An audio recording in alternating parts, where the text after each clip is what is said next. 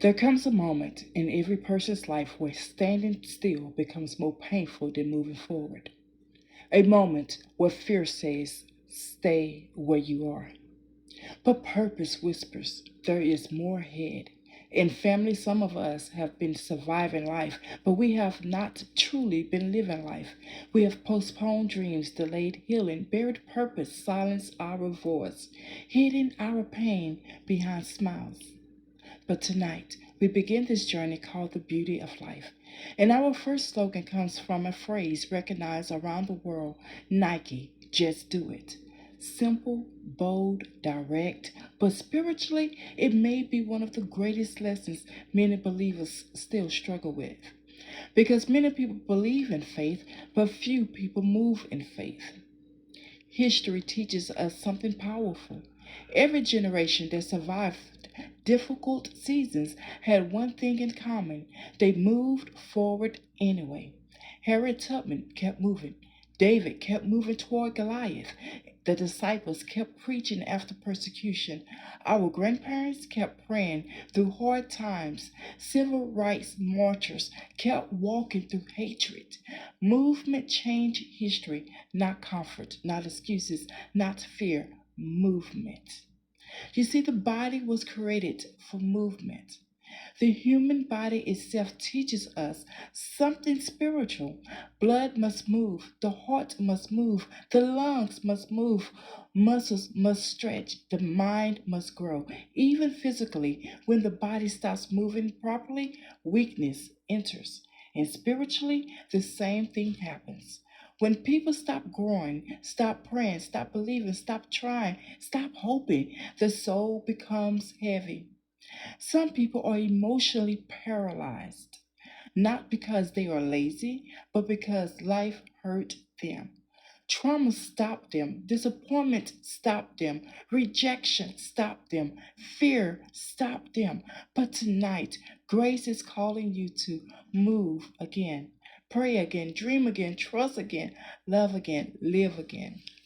James 2 and 17, even so faith, if it hath not works, is dead, being alone. You see, history never remembers those who refuse to move. The ark was built because Noah moved. The Red Sea parted because Moses moved. Jericho fell because Joshua moved.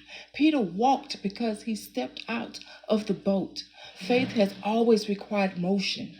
And maybe that is why the enemy fights your movement so hard.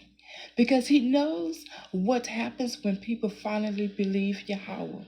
He knows chains break. He knows minds heal.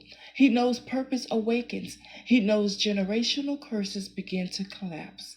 The enemy is terrified of people who finally stop doubting what Yahweh placed inside of them. Hebrews 11 and 8 says, by faith, Abraham, when he was called to go out into a place which he should after receive for inheritance, obeyed, and he went out, not knowing whither he went. Yahweh shall never call people to stay the same. Everywhere Yahweh shall went, movement followed.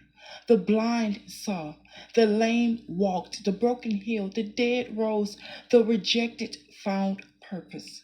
Christ never entered a life and left it unchanged.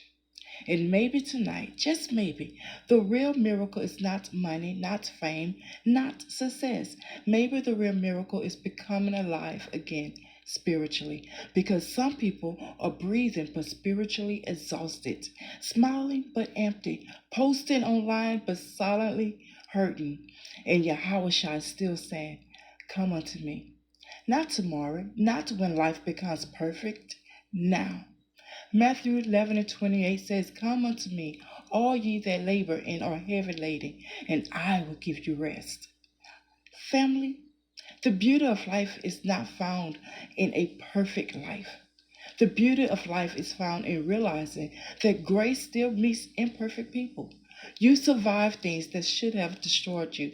You cried through nights nobody knew about. You fought battles silently, and somehow Yahweh still carried you. That is beauty, not perfection, grace. So tonight, as we begin this month-long journey, I need somebody to understand this, even if it's just one person. Your story is not over. Your story is not over. You are not too old, not too broken, not too damaged, and not too late. There is still purpose in you, still breath in you, still calling in you, still beauty in your life. But eventually, you must stop letting your fear control your future, and by faith, you must move. Not because everything is easy, not because every prayer has been answered, not because life is perfect, but because Yahweh Shah lives. And because he lives, hope still lives. If your heart has grown distant, if life has overwhelmed you, if fear has been controlling you, if you need grace, come back to the cross. The cross still heals, the blood still saves, mercy still reaches. Romans 10 and 9 says that if thou shalt confess with thy mouth the Lord Jesus and shalt believe that in thy heart that God raised him from the dead, thou shalt be saved. Repeat this out loud. I will move forward in faith. I will not let fear control my future. I will trust Yahweh. I will move forward in Yahweh Shah, and I will discover the beauty within. In the name of Yahweh Shah, Jesus the Christ. You be blessed, family. Ta-ta.